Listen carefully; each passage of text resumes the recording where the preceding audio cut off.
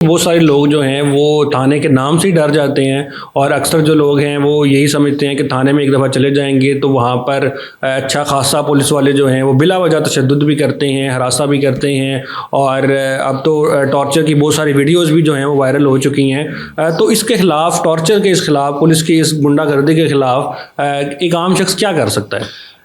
नजम, ये आपने ऐसा टॉपिक छेड़ दिया जिसके ऊपर मैंने बजाते खुद अपनी पर्सनल कैपेसिटी में बहुत काम किया।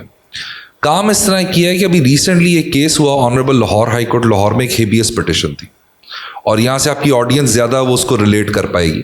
हब से बेजा की एक पिटिशन थी, वो चलती रही तो one fine day senior officer investigation की अदालत में पेश होते हैं और कहते हैं कि ये ज़रा अखबार में तस्वीरें देख लें, ये वही बंदे तो नहीं हैं जिनकी इन्होंने की।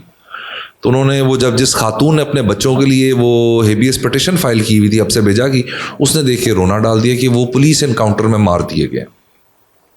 अच्छा, उसमें अदालत ने मुझे मावन के तौर पे अपॉइंट किया कि आप इसके ऊपर हमें कोई रिसर्च करके दें कि आप इसको कैसे आगे लें। अच्छा, रिसर्च के दौरान एक कानून मेरी नज़र से गुजरा और ये 2022 का लॉ है, कस्टोडियल टॉर्चर पनिशमेंट से रिलेटेड, कि अगर किसी बंदे को पुलिस अपनी कस्टडी के अंदर टॉर्चर करेगी तो आप यकीन करें उसी पुलिस ऑफिसर के ऊपर एफआईआर दर्ज हो जाएगी उसी ऑफेंस की जिस ऑफेंस के लिए उसने टॉर्चर किया। पहली बात। अच्छा, यहाँ पे आपकी ऑडियंस ये बात ज़रूर सोच रही होगी कि तो जाना तो पुलिस के पास ही है ना। नहीं सर, लेजिस्लेचर ने अथॉरिटी चेंज कर दी और वो पावर दे दी एफआईए को कि आप एफआईए को दरख्वास्त दे सकते हैं कि हम, मैं फ़र्ज़ करें अली हैदर पुलिस, अल्लाह ना करे, पुलिस की कस्टडी में था और इसके ऊपर इन्होंने टॉर्चर किया है, तो मेरे वारसान एफआईए में दरख्वास्त दे सकते हैं कि अली हैदर को अंडर कस्टडी टॉर्चर किया गया। एफआईए उसी वक्त तमाम का तमाम रिकॉर्ड अपने पास लेके उसका मेडिकल जो है वो करवाएगी और ये बात अगर इस्टाब्लिश हो जाए कि उसके साथ टॉर्चर हुआ है तो उसी वक्त उन तमाम पुलिस ऑफिसर्स पे एफआईआर दर्ज हो जाएगी। और ऐसा इंस्टेंस इस लॉ के आने के बाद गुजरांवाला में एक हुआ है कि अंडर कस्टडी प्रिजनर था, उसको रिमांड के लिए पेश किया गया और उसकी बहुत हालत गैर थी। मजिस्ट्रेट साहब ने देखा, उसका मेडिकल करवाया और जब पता चला कि उसके ऊपर बहुत बेईमाना तशद्दुद पुलिस ने किया हुआ है तो उसी वक्त उन्होंने पूरी की पूरी फाइल एफआईए को ट्रांसमिट कर दी और एफआईए के अंदर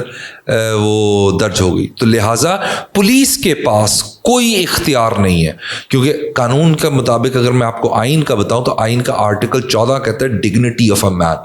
ठीक है, अली हैदर के खिलाफ एफआईआर दर्ज हो गई, ठीक है, ये मुल्ज़म है, लेकिन ये अभी तक कन्विक्टेड नहीं है, तो इसकी भी डिग्निटी बिल्कुल वैसे ही है जैसे बाहर किसी भी फिरते हुए आदमी की। तो लिहाजा पुलिस के पास ना छितर मारने की पावर है, ना उनको डंडा फेरने की, I am sorry I am using this word but that's how the videos are, डंडा मारने की ज़रूरत है, ना उनको कपड़े उनके उतार के जो मारते हैं और जो वीडियोज़ आपने सोशल मीडिया पर देखी हुई हैं, ये तमाम की तमाम इलीगैलिटीज़ हैं, अनलॉफुल हैं। और इसके लिए उन जो साइलीन है जिनके साथ ये कुछ होता है, उनके वकला को चाहिए कि इस लॉ को यूटिलाइज करें और उस तफ्तीशी ऑफिसर के खिलाफ कार्रवाई करवाएं जो इस किस्म की हरकतें करते हैं। सही सर। और इसमें जिस तरह आप बता रहे हैं कि ये तो बड़ी सीरियस जो है वो ऑफेंसेस बन जाते हैं किसी भी पुलिस ऑफिसर के लिए, और ना सिर्फ उसको उसकी सज़ा मिलेगी बल्कि